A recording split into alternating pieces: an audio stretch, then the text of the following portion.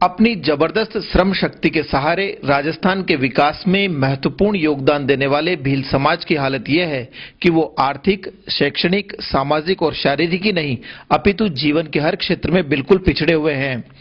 इसके बावजूद आलम यह है कि आजाद भारत में बनी किसी भी राजनीतिक दल की सरकार ने भीलों की दशा सुधारने के लिए अव्वल तो कोई प्रभावी कदम उठाया ही नहीं और फौरी तौर पर अगर कोई कोशिश हुई भी तो उसका लाभ भील समाज को नहीं मिल पाया। राजस्थान का गौरवशाली अध्याय भीलों के साथ जुड़ा हुआ है। भील हमारे इतिहास के स्वर्णिम पन्ने हैं। भीलों ने महाराणा कुंभा, महाराणा प्रताप और हमारे तमाम मेवाड़ के बड़े बड़े मनसबदारों के साथ मिलकर इस प्रदेश के लिए बहुत शहादत दी है। लेकिन ये विडंबना है कि आजादी के 64 साल बाद भी भील वही हैं जहां 64 साल पहले थे। प्रकारांतर में बनी कमोबेश सभी सरकारों ने भीलों की सुध लेने की कभी कोई कोशिश नहीं की है। भीलों के झोपड़ों में झांकने की कोई कोशिश नहीं की है। इसीलिए उगते सूरज की एक भी रुपैली किरण मैं दावा करता हूं कि भीलों के घरों में, खेत खलियानों में अब तक नहीं पहुंच पाई है। भील जाति के इस दर्द को जब देश व समाज के किसी प्रभावशाली व्यक्ति ने नहीं समझा तो स्वयं भील जाति के ही कुछ जागरूक लोगों ने राजस्थान भील समाज विकास समिति के नाम से एक संगठन बनाकर समाज में चेतना जागृत करने का बीड़ा उठाया है। इसके लिए वो राज्य के प्रत्येक तहसील मुख्यालय पर भील समाज के आध्यात्मिक सम्मेलन आयोजित कर रहे हैं, जहां उन्हें कुरीतियों को छोड़ने का संकल्प दिलाकर राजनीतिक रूप से लामबंद किया जा रहा है।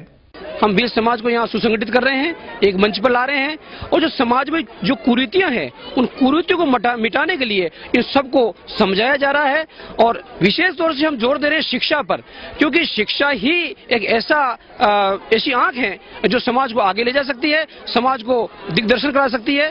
साथ ही कुरीतियों को मिटाने के लिए हम संकल्प दिला रहे हैं और संकल्प के सारे आध्यात्मिक के सारे राजनीतिक चेतना लाई जा रही है, आर्थिक मजबूती लाई जा रही है और सामाजिक चेतना और राजनीतिक चेतना के प्रयास किया जा रहा है। एक मोटे अनुमान के अनुसार राजस्थान में भीलों की संख्या लाखों में है, लेकिन एकजुट नहीं होने के कारण कोई भी राजनीतिक दल उन्हें वो तवज्जो नहीं देता जैसे कि वास्तव में उन्हें मिलनी चाहिए।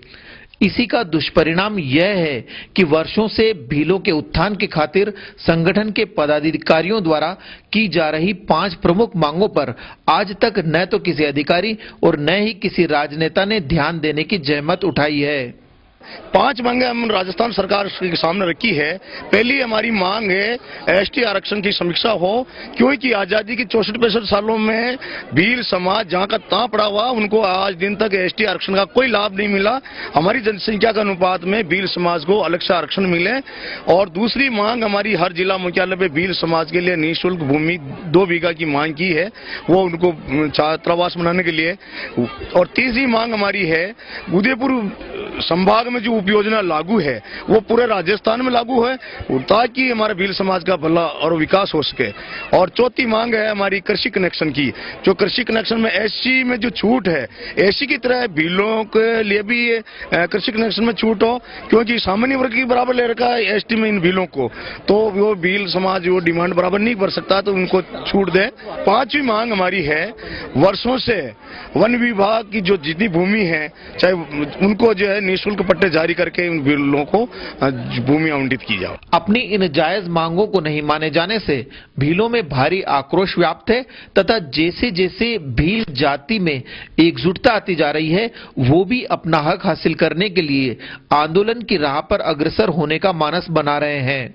राजस्थान सरकार अगर जो हमारी ये मांगे रख रहे हैं ये नहीं माननी, तो फिर सारे राजस्थान के भील समाज सुसंगठित होकर के बिल्कुल जबरदस्त ऐसा आंदोलन करेंगे ताकि सरकार हमारी मांग के सामने झुक सके। भीलों की विडंबना को सिर्फ इसी बात से समझा जा सकता है कि कृषि कनेक्शन लेने के लिए उन्हें भी उतनी ही डिमांड राशि जमा करवानी पड़ती है जितनी कि एक सामान्य वर्ग का व्यक्ति जमा करवाता है। ऐसे में वो भील जिसके पास संपत्ति के नाम पर सिर्फ मिट्टी की एक केलड़ी व हांडी ही होती है, वो भला किस प्रकार से अपने खेत पर बिजली का कनेक्शन करवा सकता है? क्या इस असमानता को दूर करने की जहमत कभी किसी राजनेता द्वारा उठाई जाएगी? आज यही वो यक्ष प्रश्न है जो भीलों के सामने मुंह बाएं खड़ा है। भगवान राम को झूठे बेर खिलाने वाली शबरी के वंशजों को आजादी के बाद एसटी के नाम पर आरक्षण तो जरूर मिला, लेकिन अपनी कई कमजोरियों के चलते भील समाज उस आरक्षण का लाभ नहीं उठा पाया।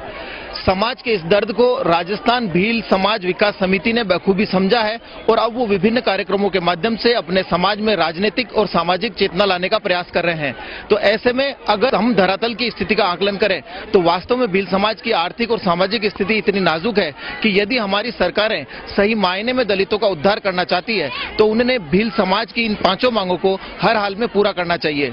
ओम कसारा, ईटीवी न्यूज, भीलवाड़ा।